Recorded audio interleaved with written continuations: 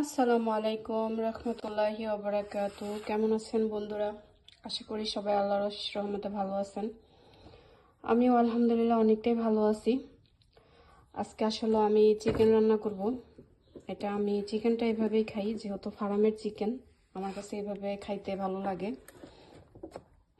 তো জানি না কারা কারা এভাবে চিকেন রান্না করেন। তো প্রথমে আমি এখানে অল্প করে সরিষার তেল দিয়ে দিব। তারপর আমার এখানে আছে বাটা মশলা, বাটা মরিচ আর কি। একদম চিকেনটা ঝাল ঝাল হইলে আমার কাছে ভালো লাগে। আর এখানে হয়েছে আদা আর রসুন, বলতে পারেন বড় টেবিল চামচের 2 চামচ আদা রসুন মিলাইয়া দিয়ে দিলাম।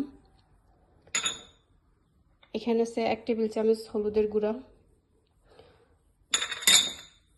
এখানে আছে স্বাদ অনুযায়ী লবণ। আর আমি এখানে 3টা পেঁয়াজ বেরেস্তা করে রাখছিলাম, পুরোটাই দিয়ে দিব। কারণ আমি আর যখন বাগার দিব তরকারিটা তখন আর পেঁয়াজ দিব না, তাই আর কি এখন দিয়ে দিলাম। পরে শুধু আমি তেলটা গরম করে মাংসটা ছেড়ে দেব। আধা টেবিল চামচ পরিমাণ গোলমরিচের গুঁড়া দিয়ে দিলাম।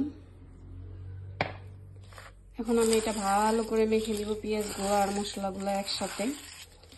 কারণ এটা যত ভালো করে মাখবো ততই আসলে মশলা ভিতরে ঢুকবে। কারণ ফার্মের মুরগি আসলে এমনি রান্না করলে একটু ভালো লাগে, আর ফার্মের মুরগিটা সবাই খাইতে চায় না, কারণ ফার্মের মুরগিটা খাইতে তেমন একটা মজা লাগে না সবাই বলে, কিন্তু এইভাবে রান্না করলে অনেকটাই মজা লাগে। আর এই মুরগিটা আমি আসলেও 4-5 ঘন্টার জন্য ফ্রিজে রেখে দিব ম্যারিনেট করে।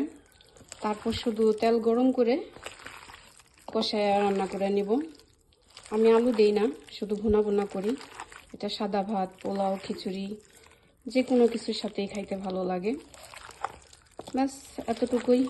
এখন আপনারা যারা যারা আস্তা মশলা পছন্দ করেন, আস্তা মশলা দিয়ে তেলের উপরে মাংসটা ছেড়ে দিবেন, কষায় রান্না করে নেবেন।